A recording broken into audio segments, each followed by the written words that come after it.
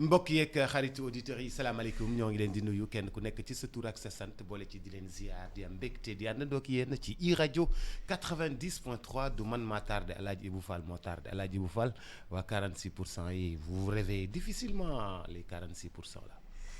Boubs maa ngi lay nuyoo ba kenn nuyu auditeurs yeeg internautes yeeg téléspectateurs yi samay soppe nag ma jox leen fukki loxo yéen catu baaraam.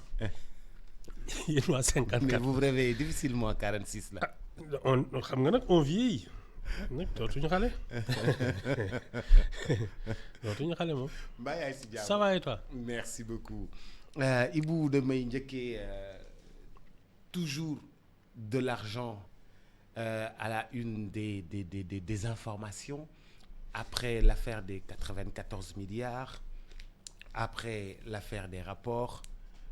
Il y a l'affaire 91 milliards qui vient encore de sortir. Après 125 milliards de Farba, on parle de 91 milliards de Racine Sy. Pourquoi affaire yi day jékki-jékki rek nekk benn photo bu ngand boo xam ni c'est tellement bien organisé alors qu'on n'a pas encore de résultats sur les 94, pas de résultats sur les 125, pas de résultats sur tout ce qui a été avancé. On a aujourd'hui encore des 91 milliards yuy génne laaj toujours ay effets yu fort lay def quoi ci ñun. non man tu sais Boubs c'est que c'est notre débat public moom mooy on est devenu accro au buzz. Il faut toujours qu'il y ait une affaire xam nga ñun notre débat public c'est du commérage nee naa la ñun grand place lañu alors au lieu de nous occuper des questions parce que quand il y a malversation quelque part dans les trucs de l'État, Boubs, il y a des services de contrôle, je le dis tous les jours. C'est pas un débat. Les gens n'ont qu'à faire leur travail. C'est-à-dire, les services de contrôle, s'ils détectent des malversations, dem déposer ko devant leur conclusion, yóbbu ko devant un juge mu jeex. Jarul waxtaane. Mais non, mais Ibou, c'est les politiques qui l'annoncent à grande pompe comme oui, ça. Oui, mais xam nga man maa ngi lay naan en fait nous aujourd'hui notre débat public c'est du fait divers. Et comme les gens xam nga on est dans un pays quand même sous-développé. Beaucoup de personnes sont en dessous du seuil de pauvreté. Foog naa plus de la moitié de la population. Boubs, les gens sont en colère. Donc pour leur vendre la haine c'est pas facile, c'est pas difficile.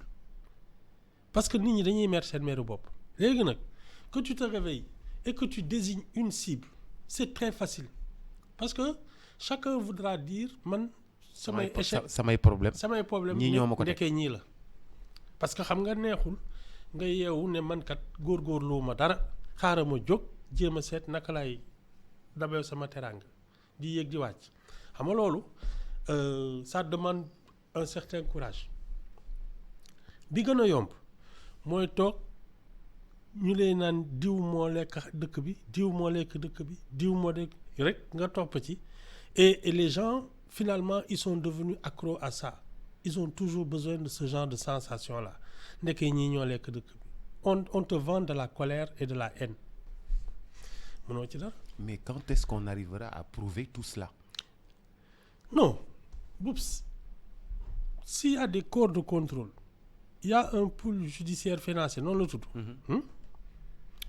Que les gens fassent leur travail, mais tintamarre bi moo amul njariñ. Xam nga un pays où on te dit tous les jours que il y a des malversations dans les deniers publics ak yooyu li gën a dangereux mooy que on va perdre la confiance des investisseurs et des bailleurs de fonds suñu la nee Sénégalais yi loo leen dénk ñu lekk ko kenn dootuñu dénk dara. Donc l'affaire des 94 milliards, l'affaire des 125 milliards, l'affaire des 91 milliards qui circulent aujourd'hui, ça veut dire que sur l'international, ça décrédibilise le pays, ça décrédibilise l'État. Dans un pays qui cherche des financements à l'étranger, à l'extérieur, pour soutenir son économie. Et tous les jours, on te raconte qu'il y a un Sénégalais qui a pris 1000 milliards, 500 milliards ak yooyu. Karim Wade, on l'avait accusé d'avoir détourné 700 xaw ma ñaata milliards. Mais Boubs, les gens ne te prennent pas au sérieux. D'abord, parfois c'est tellement gros que tu te dis, mais attends. Ensuite, et le fait que ce soit le débat public, ça décrédibilise notre économie. On va dire tous les Sénégalais sont comme ça. Parce que dans des pays normaux, ceux qui font la une, c'est ceux qui sont des gagneurs. C'est-à-dire qui ont décollé, font décoller l'économie, qui ont monté une entreprise, qui règle des problèmes. C'est ça le people. Nous, ici, l'autre people, c'est quasiment des gens qu'on accuse de délinquance. Financier. Ouais. C'est ça la différence. Les Occidentaux, là, hein, Donald Trump, quand on parle de Donald Trump, de Bernard Tapie, c'est parce que le gars, il était parti de rien et il a gagné beaucoup d'argent. On parlait tout le temps de lui. Johnny Hallyday, c'est parce qu'ils sont partis de rien et ils ont fait des choses. Ils vendent leur pays en donnant des symboles de réussite. Nous, on démolit ceux qui ont réussi. C'est ça la différence. On te démolit. Et après, on veut avancer. C'est pas possible. Andoul. D'où la dégradation des notes du Sénégal un peu partout. Si c'est le Premier ministre qui dit que c'est un pays de voleurs, voilà. Oui, mais... Un opposant qui le dit, c'est pas grave. Mais quand c'est le Premier ministre, c'est la voix du Sénégal. Mais comment on arrivera à prouver tout cela? Boups. Oui, mais il faut qu'on le prouve pour avoir de la crédibilité sur le plan international. Non. Ce ne sont pas des affaires qui doivent faire la une et les débats des hommes, des officiels. Inspection générale d'État demna gis na benn affaire boo xam ne c'est compliqué ne déposer pôle financier pôle judiciaire financier. mu def liggéey. Waaw. S'il y a quelqu'un qui a commis une malversation, ñu juge ko, c'est tout. Mais il faut une enquête et ça c'est pas des débats. Pour moi le vrai débat c'est quelles sont les voies de développement. Mais comment ci wàllu légèreté suñu état ñuy xoole ba mu mën a am ku ci mën a jël 50 milliards wala 91 milliards wala 125 milliards comment? En fait Boups, tu sais le pouvoir politique contrôle l'économie et c'est ça le danger. Alors tu vas aux affaires, tu viens au pouvoir pour t'enrichir. Boups, un homme d'affaires, quelqu'un qui s'est fait tout seul, qui a monté son business et qui grandit. Il sait gérer de l'argent. Il sait comment on tient une entreprise, il sait gérer de l'argent, dara du réer. Mais un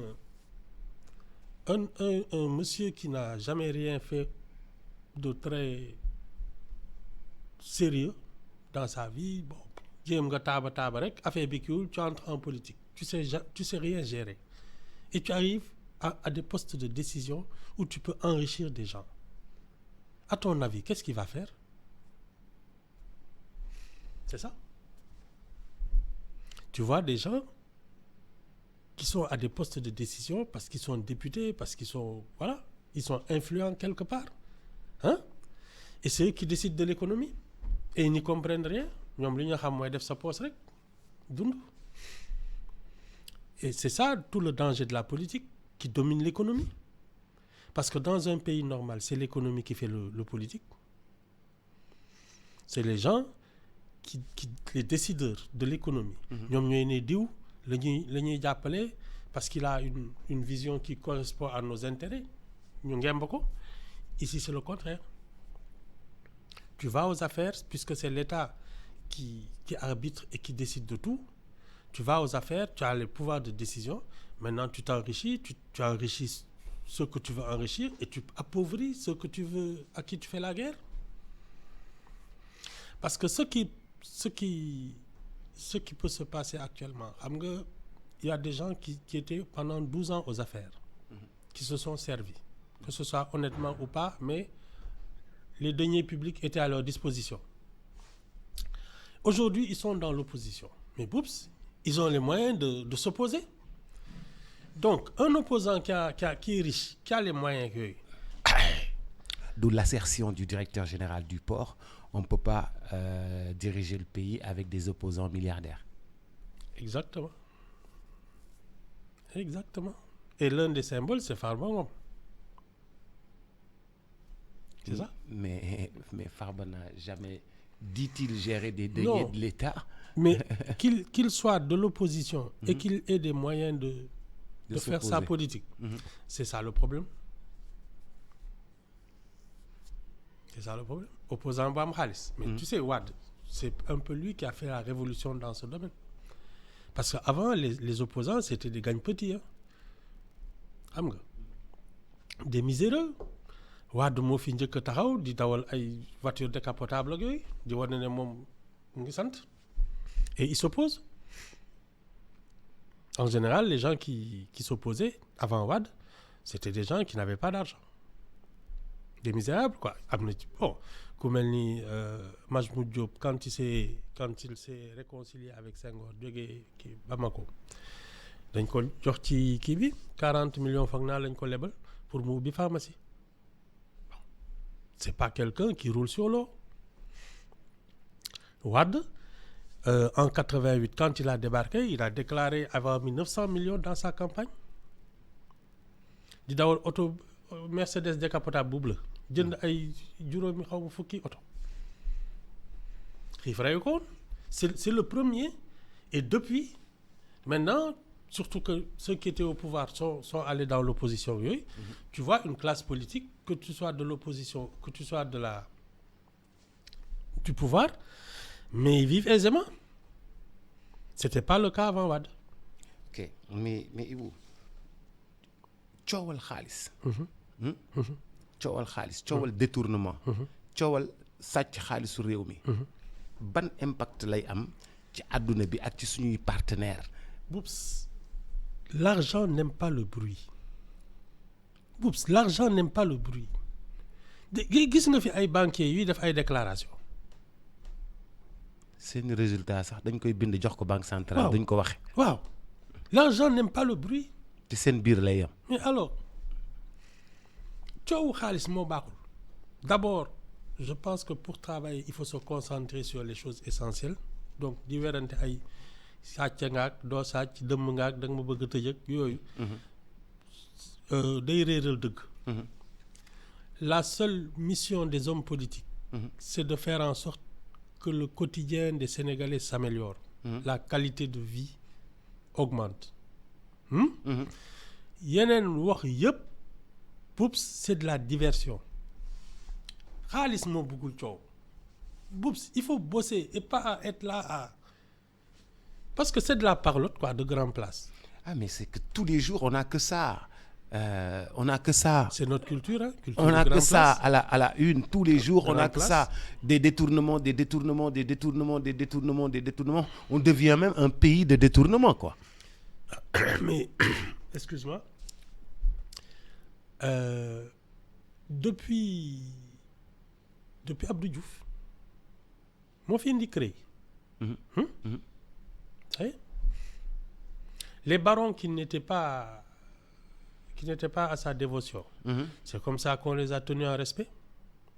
Détournement de deniers publics, ñëpp ne kii sama kaw la jëm.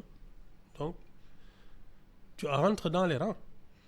Et donc c'est comme ça que le débat public s'est installé. Non, c'est pas... Nous, on a un vrai problème avec notre classe politique. Ah oui. Un vrai problème avec notre classe politique. Boups, moi, les gens que je vois faire de la politique, là, il y en a très peu qui auraient dû avoir un parti, etc.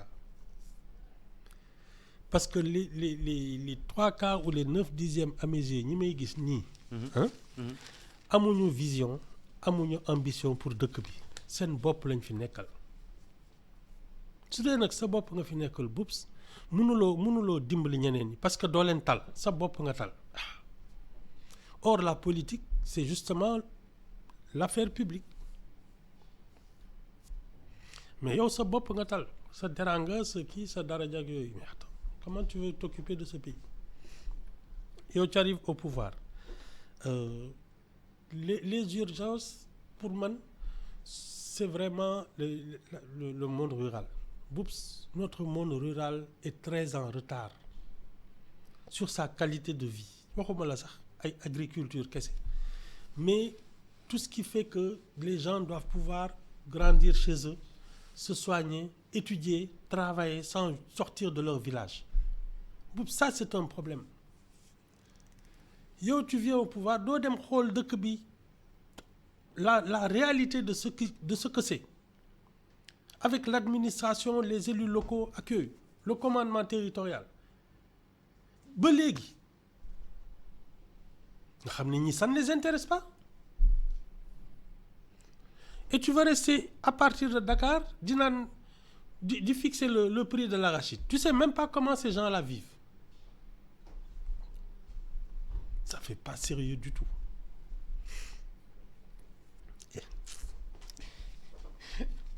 Mais monsieur Fall, en ce 6 temps yii nii, c'est vraiment assez difficile pour les populations. C'est assez compliqué. La vie est devenue encore beaucoup plus dure sur le plan social et économique. Dafa mel ni problème mu milliards yu bari yi nii dafay répercuté wu ci population bi nga xam ni la population vraiment c'est devenu très compliqué. Non xam nga les transitions les changements de régime il y a toujours un ralentissement. D'ailleurs dès les élections campagne électorale ak yooyu le travail ralentit un peu quand les gens ne savent pas qui va être au pouvoir les investissements ak yooyu les gens dañuy bàyyi ba xam fan la réew mi jëm. On a changé de régime. On ne sait pas encore dans quelle direction ça va partir. Donc ça c'est une Je suis pas d'accord avec vous. Affaire bi dafa war a leer. On ne sait pas dans quelle direction ça va partir boobu ba léegi ñu ngi toog di xaar nga ñu ay on ne sait pas. Mais Boubs man ce que j'ai compris de ce nouveau régime-là ce ne sont pas les pauvres leur problème c'est les gens qui sont riches xam nga pour man les riches là seen affaire la je ne m'occupe pas d'eux si je suis aux affaires faalewuma leen parce que ñi nga xam ne ñoom ñoo voté massivement pour changer de régime c'est parce qu'ils se sentaient pas dans leur pays ils se sentaient pas à l'aise ils ne se sentaient pas heureux dans leur pays. Ce sont ces gens-là aujourd'hui qui attendent encore parce que ki nga xam ne sous l'ère de Macky Sall ak de Wade ak yooyu tu gagnes ta vie tranquillement yaa ngi ak sa oto yaa ngi ak say kër yaa ngi dem di ñëw di tukki di kii tu gagnes de la mais tu n'attends rien ku fi ñëw tu gagnes ta vie sa yoon nekku ci donc ñooñu su dee ñoom nga bëgg nag def problème or les urgences sont les gens qui n'ont pas les moyens de se soigner dont l'habitat n'est pas confortable dont le travail n'est même pas n'est pas rentable mais ñooñu la état bi war a dimbali ba nga xam ne leur qualité de vie va augmenter mais su dee yow ñi nga xam ne ils sont à l'aise ñooñu ñoo la déranger ba nga bëgg a seet noo leen di wàññee mais tu passes à côté du sujet. Donc les 54% qui se sont battus ñoom ñoo gën a sonn qui se sont débrouillés. Oui. ñoom ñoo am problème. Mais parce que ñoom ñoo mer donc c'est eux qui ont le plus de problèmes li tax ñu dégager ñoom Macky Sall ak ñooñu c'est parce que ils trouvaient que ñii régime bi du seen boss. seen compte nekkul woon ci régime bi passé. c'est ça donc ñoom. mais ñoom ba léegi ñu ngi toog di xaar. am na ci quelques-uns yu noddanti quoi nommé le directeur fii ñi jox la ay postes ak yooyu mais est-ce qu'ils sont 1000 Hein? non je pense pas qu'ils soient 1000 hein. ñi ñu jox ay postes de direction ay ñooñu yooyu noonu ay conseil d'administration yooyu ils sont pas nombreux. Il y en a quelques-uns qui ont changé de standing mais la grande masse là qui attend. Mais comment faire pour que cette grande masse là Boups man y a qu'une solution à la pauvreté, c'est le travail. mais Il y a pas de miracle. mais comment Il les faut remettre organiser les gens au travail. hein? Boups aménager ce pays de telle sorte que les gens puissent travailler facilement dans les réglementations mais surtout xam nga fii c'est le monde rural. foo bëgg a am ndox am ko fa ñu yombalal la ko et que l'on paye le prix aux producteurs de manière décente. Boups yii ñuy def yëpp tant que fayuloo nit ñi njëg bu baax ils vont vivre de déficit. Boups paysan booy fay kilo 225 arachide ak paysan booy fay kilo d'arachide 1500 bokkuñu ni ñuy dundee. mais Ibou est-ce que yow ni ngay xalaatee tardé woo affaire bi nekkatul gerte kese léegi gars yi leneen la ñuy bay dañuy bay ay dañuy bay ngooñ culture fourragère dañuy bay ay ñax yoo xam ne dañ koy jaay. dañuy bay ay oui dañuy bay ay yoo xam ne. nous on consomme du café. oui. On ne le cultive pas. On consomme du chocolat. On ne cultive pas de cacao. On consomme du pain. Hein? On ne cultive pas de blé. Pas de blé.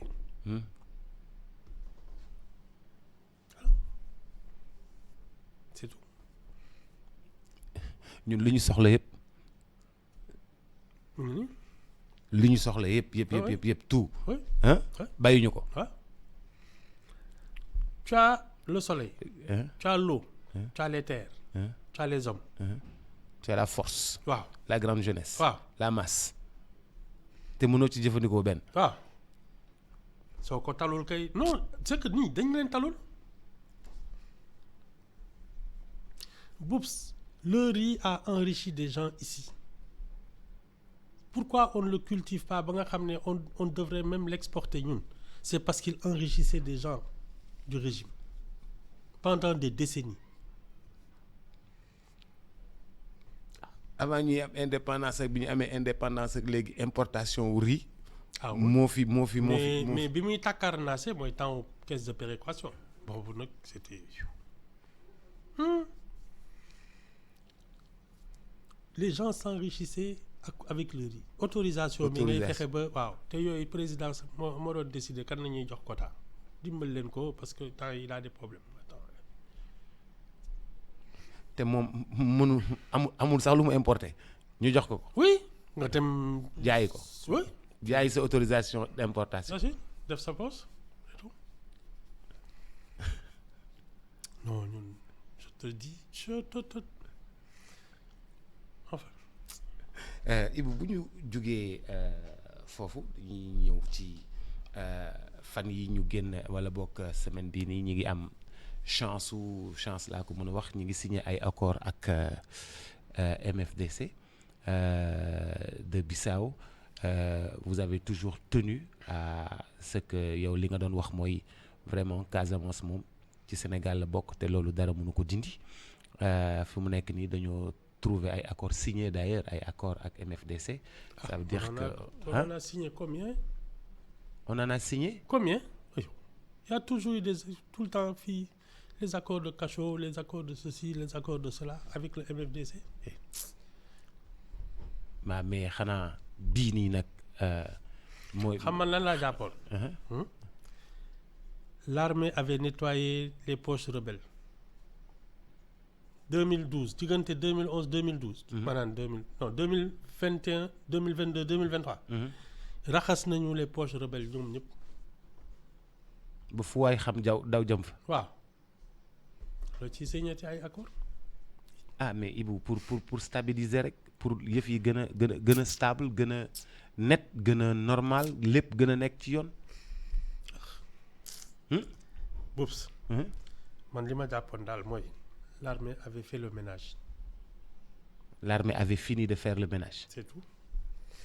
yow du demee noonu même si l'armée a fait noonu la demee woon yow fii ñu won ñu sax journal télévisé ñuy dugg ci camp rebelle yi naan fii la diw ñii fii lañ nekkoon ils ont tout nettoyé da nga fàtte loolu gas sous-sol yeeg di waaw kii yeeg waaw jël armes yi waaw dindi di lépp. déminer ak yooyu waaw di déminer di delloo si villageois yi dawoon waaw loolu da nga ko fàtte déedéet ma nga loo ci signé ci ay accord il faut terminer le travail c'est tout c'est-à-dire que ce qui s'est passé on a permis qu'il y ait des zones de non-droit dans le sud. Il faut rétablir l'ordre. nga xam ne fii dafa am ñu fiy régner. waaw il faut rétablir l'ordre il y a pas autre chose. waaw mais bu ñu signé ne déposer leen armes yi nag léegi ñëpp bàyyi leen.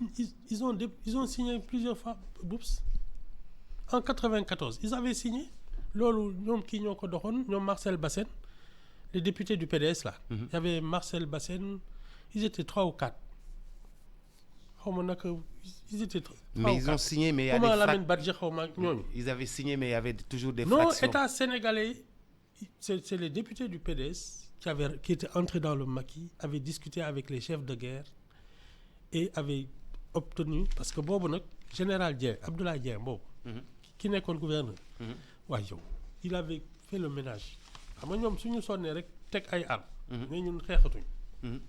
C'est comme ça qu'ils avaient pratiquement demandé à ce que l'on état bi signé ay accord ak Cachot xaw ma c'est en Guinée-Bissau ak yooyu quelques années après ils ont eu le temps de se refaire s'armer ak yooyu xëyaat bés commencé kii parce que xam nga waxi Casamance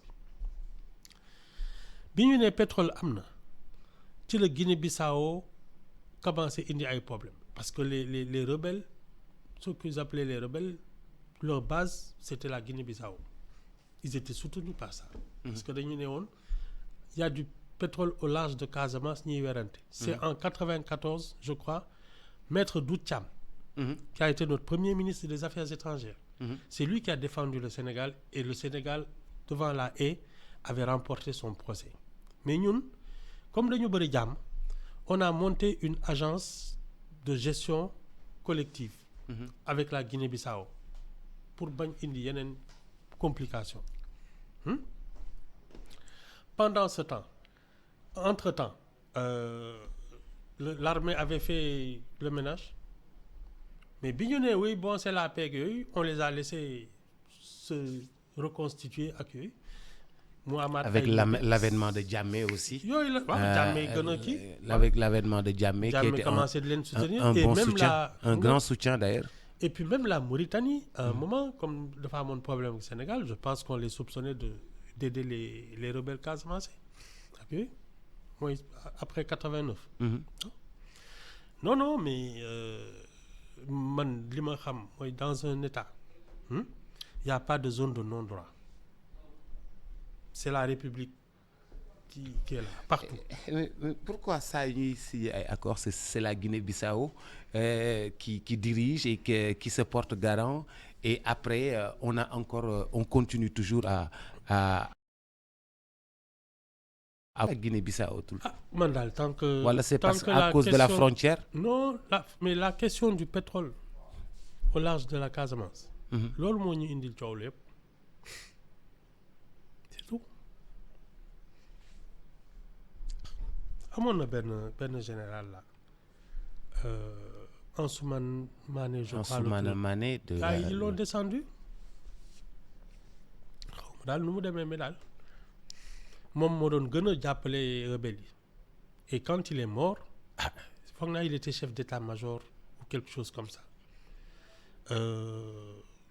foog naa ne même la frontière là nga xam ne foofu la doon suñu amoon problème il se replié ak yooyu foog naa même foofu dañ leen mujj tëj et apparemment ils se sont retrouvés en Gambie avec Yaya Jammeh bon il y a quand même xam nga c'est un peu les mêmes ethnies côté boobu entre Guinée-Bissau Casamance ak Gambie c'est un peu la même culture la même yooyu am na ci quoi mais non je pense que c'est le pétrole qu'on avait déclaré au large de la Casamance mooy indi coow yëpp Guinée-Bissau naan suñu bos la ak yooyu donc su Casamance jëloon indépendance am xëy na day allié ak Guinée-Bissau kon werante bi jeex genre calcul yu ndaw yooyu la non c'est le pétrole. mais xam nga Guinée-Bissau dafa instable. dafa yow ban dëkk nga gis fii. mu stable. waaw Sénégal dafa stable. jeex na moo tax ma ne la nous sommes un pays en Afrique. Sénégal dafa stable Mauritanie dafa stable tamit de. ñaata coup d'état. ah. ñaata coup d'état en Mauritanie. non mais Mauritanie ba léegi dafa stable. non même leur dernier président là il est en prison. ndeysaan. ki fi nekkoon. waaw dañ ko denc. voilà ban stable toi aussi. waaye leen caaxaan. mais Sénégal moom dafa stable bu baax. waaw une tradition républicaine respectée. oui mais et puis on a une armée de professionnels je te dis très peu de pays au monde parce que l'affaire a commencé en 82 ou 83 su ma juum. 81. alors 81 ba 2000 ñaata. 2025 tu te rends compte quel État peut tenir une rébellion pendant tout ce temps. xam ne l'État sénégalais est solide. et organisé. waaw et puis kii politiciens yi ñoo yàggal géew bi suñu leen bàyyoon nag militaires yi nga xool dañ koy raxas ba mu set dara du des. politiciens yi ñoo ciy dugal ay tànk kay loxo. ñoo ciy dugal ay tànk kay loxo. et dans le temps même avec Wade on a parlé de mallettes et de beaucoup de mallettes. oui am na ci oui et il paraîtrait que am na benn waay bu ñu assassiné. affaire xaalis la. foog naa il faisait partie des gens qu'on avait envoyé ci mission yi. muy jox benn camp fàtte beneen camp bi foog naa ay règlement de compte yooyu la. il y avait même des chefs rebelles premier accord yi. qui sont sortis du Maquis. mu am ñeneen ñoo xam ne ils les ont condamnés à mort naan ñi ay traître la ñoo ak yooyu xaalis rek on leur donnait de l'argent ay vivres ay yooyu politiciens yi la ñoom ñooy guddal jël bi.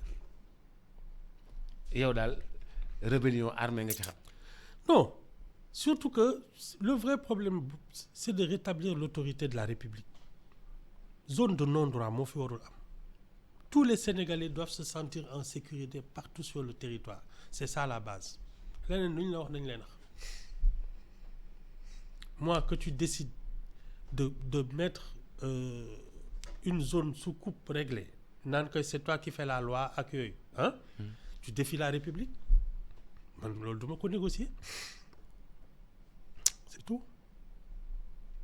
je ne négocie pas ça. mais Ibou dañ koy négocier. balaa non bal di tàkk balaa bal di tàkk wala guerre di non am non wala non muy am un blessé wala un mort. balaa loolu. Boubs ñu négocier ko ku ne signé ñu dem. Boubs quelqu'un qui décide de prendre les armes contre son pays man je ne discute pas avec lui. c'est aussi bête que ça. Quelqu'un qui a décidé de prendre les armes contre son propre pays mais je ne discute pas avec toi.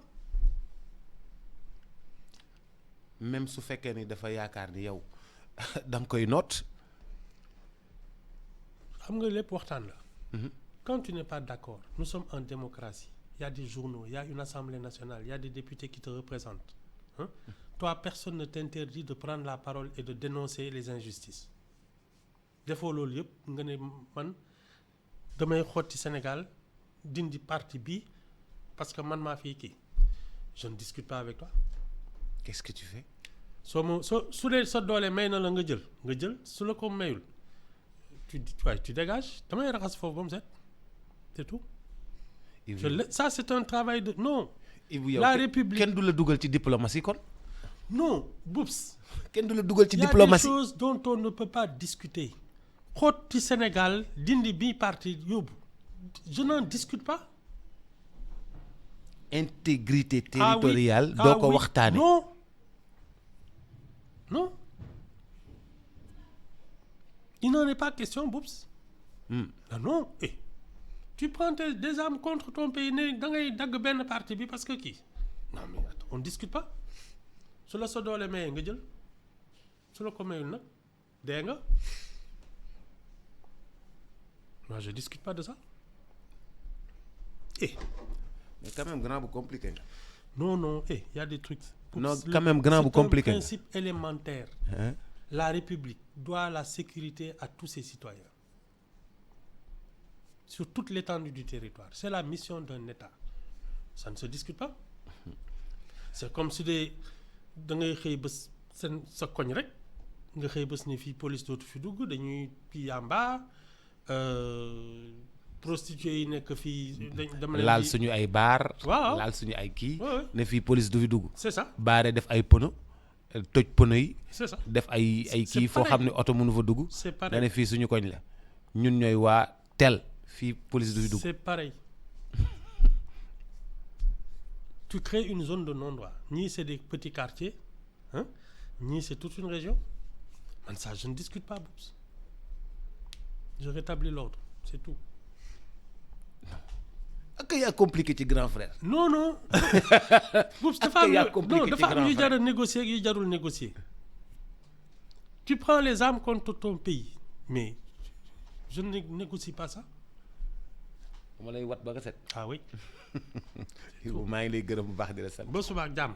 ba suba ak jàmm incha allah mbokk yeeg xaritu auditeurs yi maa ngi doon waxtaan ak Alaaji Ibou Fall ci xew-xew jamono ci actualité bi bu baax a baax di leen nuyu te di leen siyaare Cheikh Sarr léegi lay doon incha allah ñu daal di àndandoo ak moom ci li nga xam ni moom moo di xoxom ci cin daal di àndandoo ak suñuy partenaire 12h Antoine Diouf dina dellu siwaat ci journal bi 13h ki nga xam ni moo di Assane Top di leen gërëm bu baax a baax di leen sant Kemba ce sera à 14h. Padros, ce sera à 18h30. Salut à toutes et à tous. Merci et puis bonne journée. À tout à l'heure. Transfert d'argent bii di Kpay transfert d'argent par code paiement marchand par QR code wala code marchand achat de crédit paiement de facture Woyofal Rapido Senelec TNT Aquatech